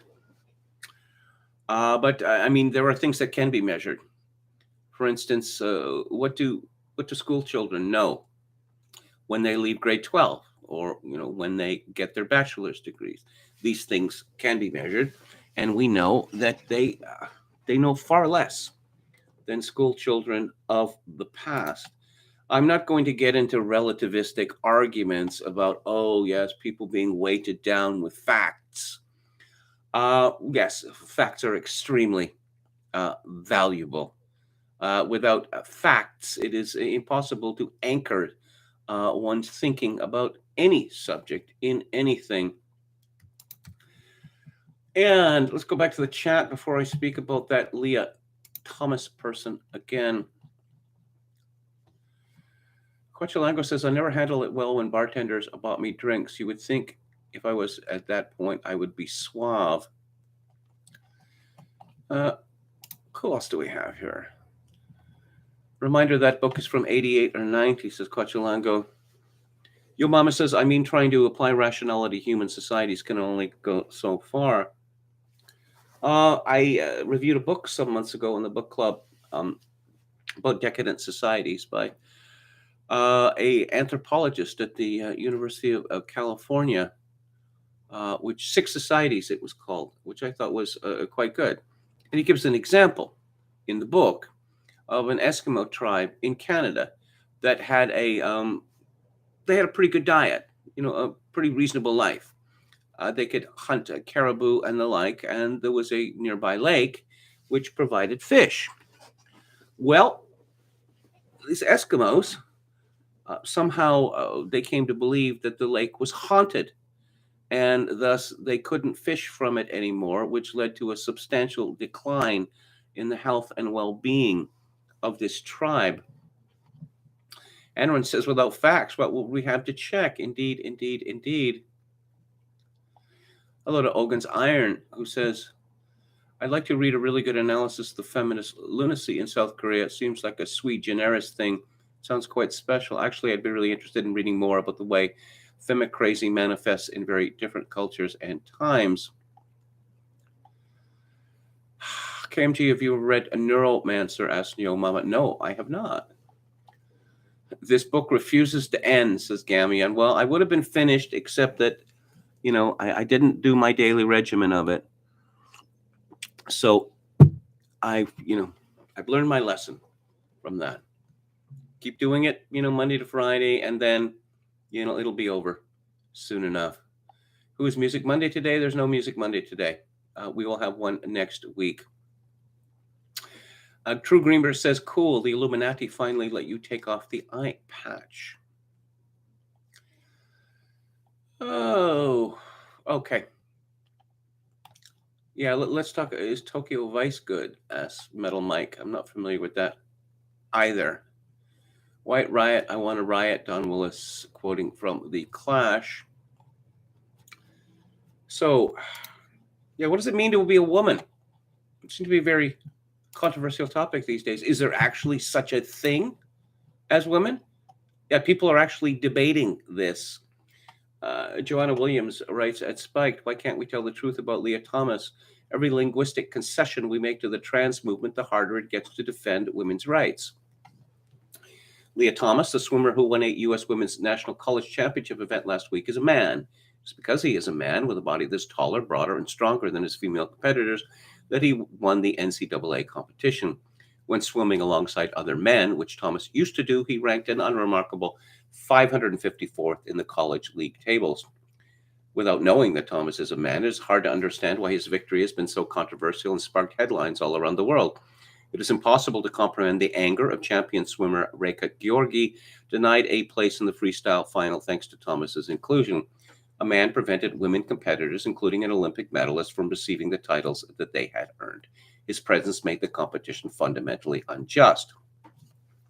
Yet the language used to describe Thomas's victory makes it difficult to grasp reality of what happened last week at the Macaulay Aquatic Center in Atlanta. Everywhere, in almost every print and online publication, Thomas is referred to as she. We are told that she stood on the podium to receive her medal. The U.S. National Women's Law Center tweeted in support of Thomas and branded critics misogynists.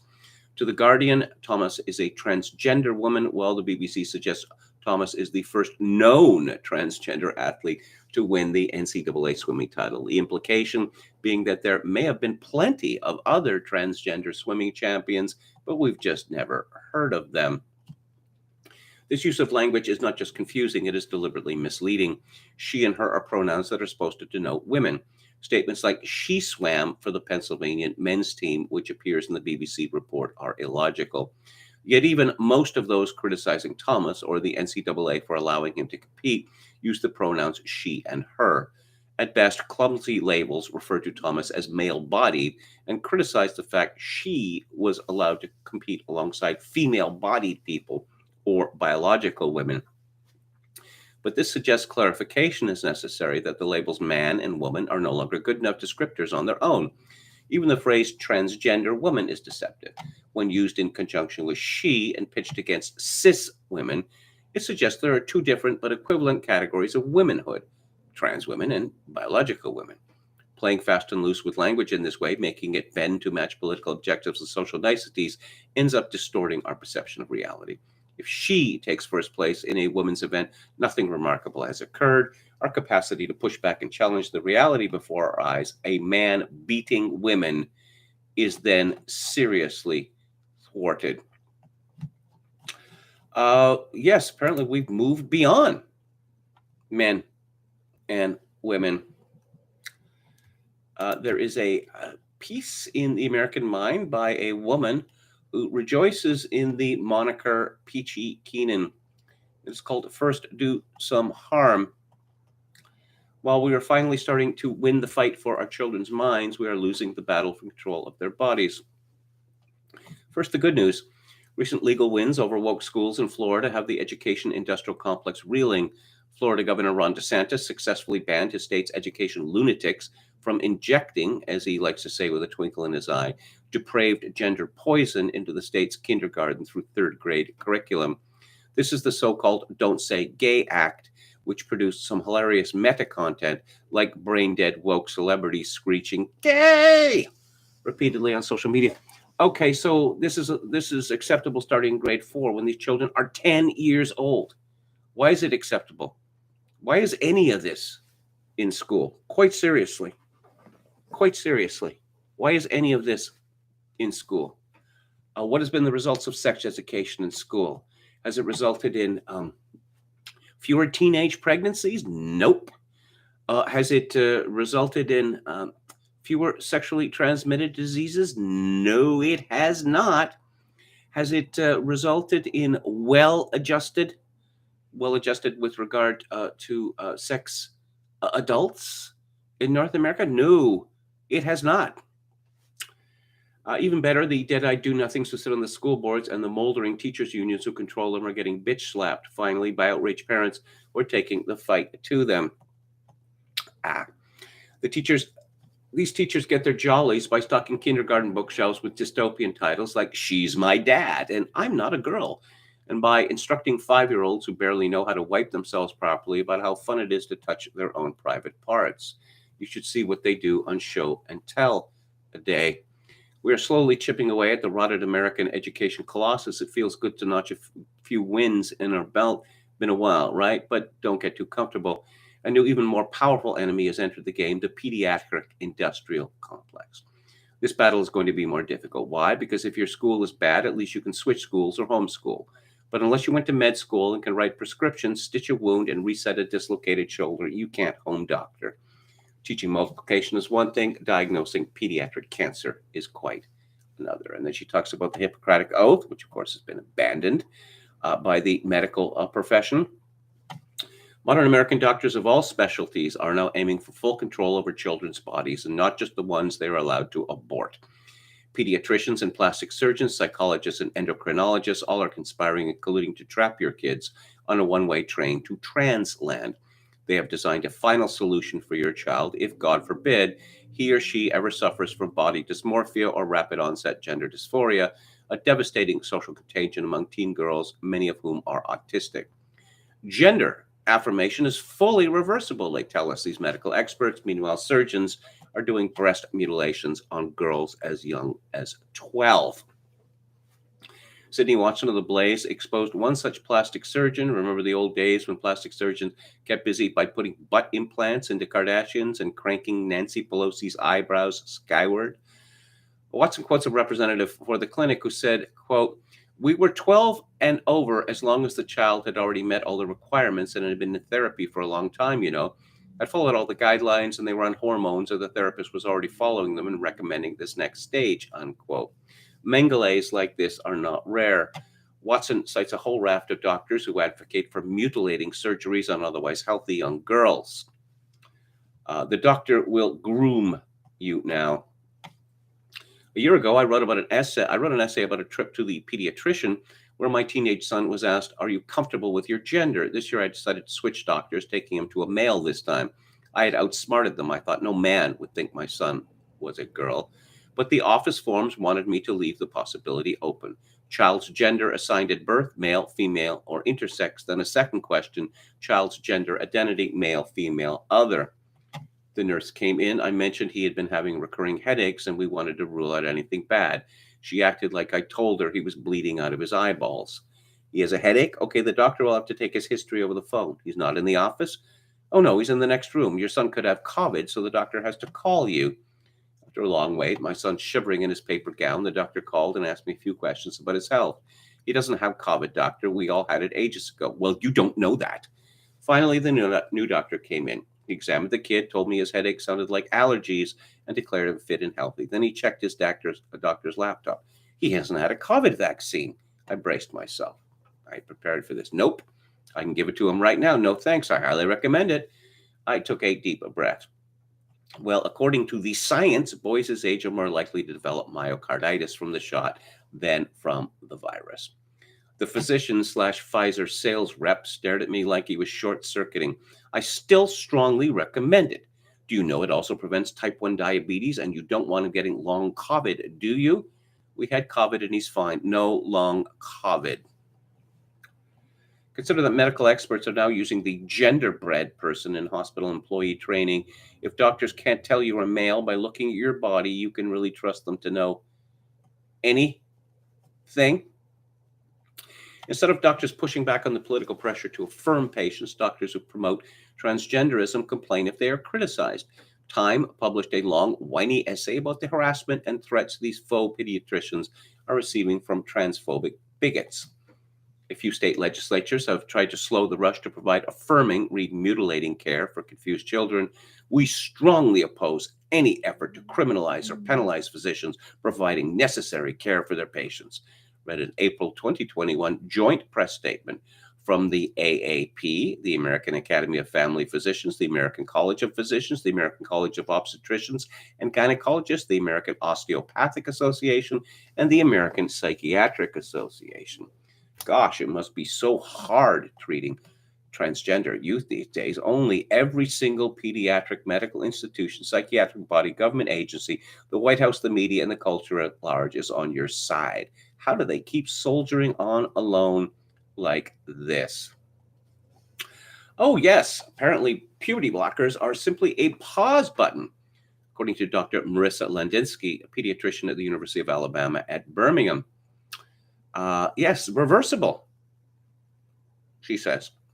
Are they, though? Lupron from Chicago drug maker AbbVie is the primary puberty-stopping drug given to children.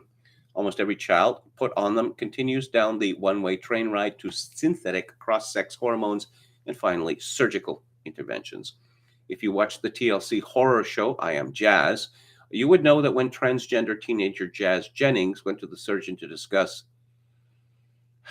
penis removal and vagina creation surgery, the doctor breezily informs Jazz that because of the years of Lupron, her organ is minuscule and, quote, too small for us to work with, unquote. In other words, those fully reversible blockers can permanently freeze your penis. Yeah, okay, I'm not saying any more about that. It's too disgusting. Because of this, Jazz was forced to undergo much more complicated surgery to create what they call I'm not going to repeat that again, and spent the next few years having serious complications repaired and then gained over 100 pounds and had to defer admission to Harvard due to mental health issues. One of the things about these puberty blockers or hormones treatments, they stop the development of your body, both mentally and physically. So if if a girl goes on them when she's 14 years old, that's it. She has stopped growing. Her body has stopped growing, and her brain isn't going to develop. But apparently that's a good thing too. Again, this is an essay at AmericanMind.org. by Peachy Keenan. And why are our children's doctors and teachers trying so very hard to tempt happy, well-adjusted kids to stop abstaining, to question their identities, and to become essentially lifelong slaves to the sex positivity industry and big pharma? We know why. Yeah, we know why. Because it's good for the GDP. Well, that's one reason. There are other reasons. It's just, I don't know, wickedness is the word that comes to mind. I'll talk about anarcho-tyranny tomorrow. There's another piece on American greatness on the subject of teaching by Anthony Asolin, who is described as a distinguished fellow with the Center for American Greatness and a professor and writer in residence at Magdalen College of the Liberal Arts in Warren, New Hampshire. They pronounce this Magdalen College at Cambridge. I assume the Americans pronounce it Magdalen. He's a senior editor for Touchstone magazine and contributing editor for Chronicles. I was teaching about decadence earlier. This is called Who Will Be America's Teachers? The essential quality of a teacher, I've long believed, is the desire to share what he has found of the true or good or beautiful or at least useful, which means that it will be good in an immediate instrumental way, serving some obvious human need or wholesome desire. The teacher says, come, look at this. And he shows you the great painting of the Crucifixion by Andrea Mantegna and the dramatic moment set into the background of the work, not in the center, but all the more arresting for its being understated when the centurion looks upon Christ and says, surely this was the Son of God. He shows you not just what there is to see in the painting, but how to see. He gives you eyes. And then he talks about discovering Renaissance music such as Thomas Tallis and Palestrina. We need teachers with eyes and ears. We will not get them. To show why not, let me quote from an article written by a teacher who did have eyes and ears. The author is W.B. Shubrick, climber, 1855 to 1903, in a note on Jane Austen, published in the March 1891 issue of Scribner's, one of the most popular magazines of the time. Why should we not only read Austen's novels, but prize them? She does not write about great world issues. She does not pretend to. She does not write about political movements. She does not pretend to. She does not write cheap emotional or sexual thrillers for an otherwise dull and bored audience. She would not stoop so low, nor would she find the task enjoyable. Here's how Clymer begins to describe Austen's most obvious merits. Quote, concentration of interest in one place and within a narrow range, steadiness of observation, sureness of touch, firmness of handling, accurate adjustment of parts, always with a view to total effect, nice discrimination of individual members of the same class, exquisite precision and high finish, permeating humor. These are among the most obvious characteristics which, combining with an essentially feminine treatment shown by her noticing from the woman's point of view, things no man would ever think of noticing, by her women being better than her men, and by the absence of scenes between men, identify her among novelists, many of whom share with her some, though perhaps none all, of these means to an artistic end, unquote. Estlin comments, there is not one college professor in 100 in our time who could write that sentence with its searching and sensitive thought and its tact. We have been trained away from it. Political and ideological shouting are in vogue instead. They do more than drown out beautiful sounds. They make people deaf, both those who shout and those who are shouted at. But Clymer was just getting started. He compares Austen with at least a dozen English and French novelists to show her place in the history of the art. Richardson, Fielding, Scott, Dickens, Thackeray, Trollope, Eliot, Balzac, Maupassant, Flaubert, Sterne, Goldsmith. He assumes that we know about their works and that we care about them. Reading his article whets my appetite. I want to read Maupassant to see whether and how his work really does bear some resemblance to that of Jane Austen, but that requires a willingness to read for the sake of sheer beauty and wisdom of it. You catch the fire of love from someone else on fire, so do you also catch smallpox, the smallpox of reducing everything to a political aim. I'm not just complaining about the loss of the great books. If only we could amend matters by having students read a great book here and a great book there. The disease is far more acute. Students are taught, as C.S. Lewis noted in The Abolition of Man, the judgments about beauty are meaningless. As a librarian told me the other day, quite unaware of her foolishness, students simply won't find the authors I have mentioned relevant to them, and after all, one man's trash is another man's treasure. If we have raised young people who cannot be moved by the hero's moral quandaries and errors in Tom Jones, or by the self-deceptions that darken the lives of otherwise decent people in Middlemarch, then we may as well have raised young people who glance up at the ceiling of the Sistine Chapel, gawk at it for the required minute, register a lot of naked bodies, and then walk away. This is quite a long essay, but I highly recommend it.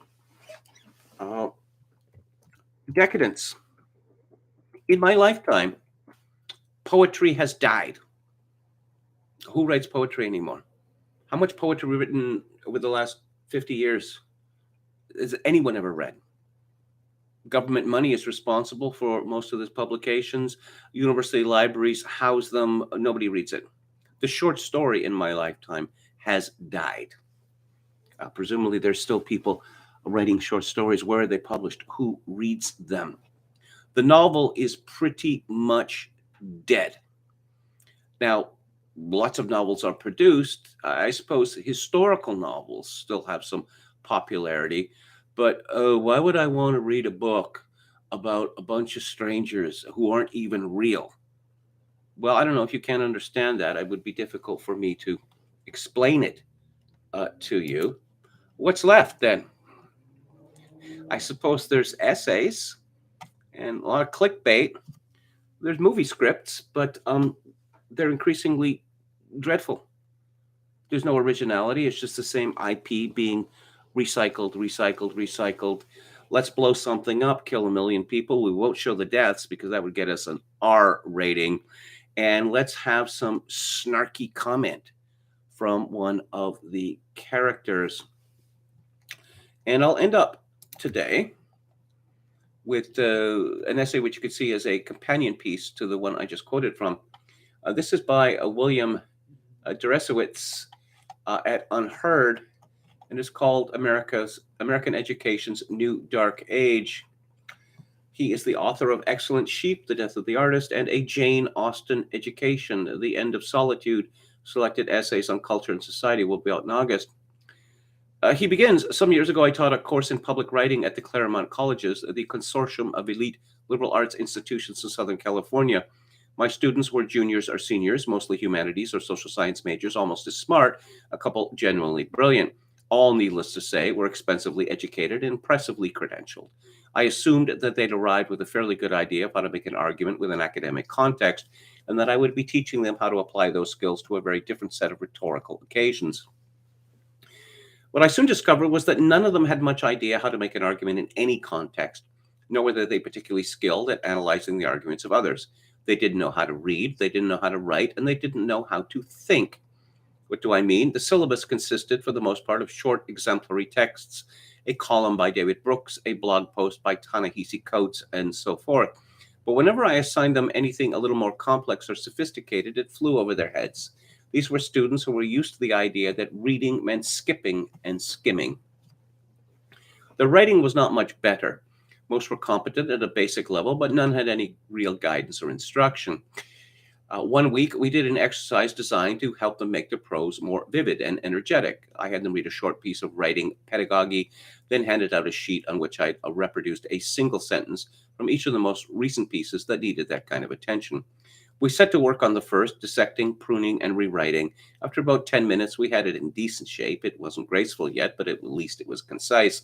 And then I said, okay, it's taken 13 of the finest minds in Claremont 10 minutes to rewrite that sentence. This is what you need to do with every sentence you write. They looked at me with horror and amazement. It wasn't just the scale of the task that was rising before them. It was also the fact that no one had bothered to tell them that before. It was then that I finally understood something that my students had told me the first day of class. I'd asked them to introduce themselves and talk about their strengths and weaknesses as writers. Many had said some version of, I'm good at writing naturally, or I'm good at writing conversationally, but I'm not good at revising, or I'm not good at editing. What they had been telling me, I realized that day in the middle of the semester, was that they thought of writing as something that just happens, that they had never been asked to pay attention to their sentences as conscious constructions. As to their thinking, they had the same relationship to their arguments as they had to their prose. They just made them. They didn't and really couldn't think about them in a metacognitive way. They couldn't recognize contradictions, anticipate objections, entertain alternative interpretations, make essential distinctions, or delineate the limits of their propositions. Remember, this wasn't freshman composition. This was an advanced writing seminar at some of the most prestigious colleges in the country. These problems weren't confined to Claremont. Later the same year, in a piece about the differences between the way his students read Shakespeare and the way that students used to, Stephen Greenblatt wrote this, quote, "Even the highly gifted students in my Shakespeare classes at Harvard are less likely to be touched by the subtle magic of his words than I was so many years ago, or than my students were in the 1980s in Berkeley. What has happened? It's not that my students now lack verbal facility. In fact, they write with ease, particularly if the format is casual and resembles the texting and blogging that they do so constantly. The problem is that their engagement with language, their own or Shakespeare's, often seems surprisingly shallow or tepid," unquote. He touches on many things in this essay. For instance, that teachers, university teachers, are no longer leaders, that they suck up to their students endlessly. He talks about grade inflation, which is really quite shocking. If let's see, yes. The whole creaking machine is lubricated by the magic grease of grade inflation. As of the early 60s, 15% of grades at American colleges and universities fell within the A range. By 2003, the proportion had reached 45%. To paraphrase the joke from the old Soviet Union, students pretend to work and professors pretend to grade them. He also talks about teaching to the test and how being a success in university now, or in schools generally, and I suppose being success in the elite, it's jumping through hoops. That's all it is. I mean, nobody really cares whether you know anything or not anymore. Can you jump through the hoops? Or more to the point, if you're told to grovel, will you grovel? Will you keep on groveling? Will you put up with any number of humiliations as wokeness is redefined or refined rather every week? Again, I highly recommend this. This is at unheard.com. It is by William Deresiewicz, and it's called American Education's New Dark Age. Let's take a final look at the chat. I'm nowhere near as well read as I should be. Really need to work on it, says True Greenberg. The first name that comes to mind is Ian Hamilton, but I'm pushing the 50 years a little bit, says Anne Wren. Who can you recommend last 50 years? No music lyrics, just poets. Have you watched the latest Half in the Bag? It was quite good, says Popcasso88. No, I haven't seen that one. I was rather put off by the episode before that, the Wheel of the Worst. And occasionally the show is smutty.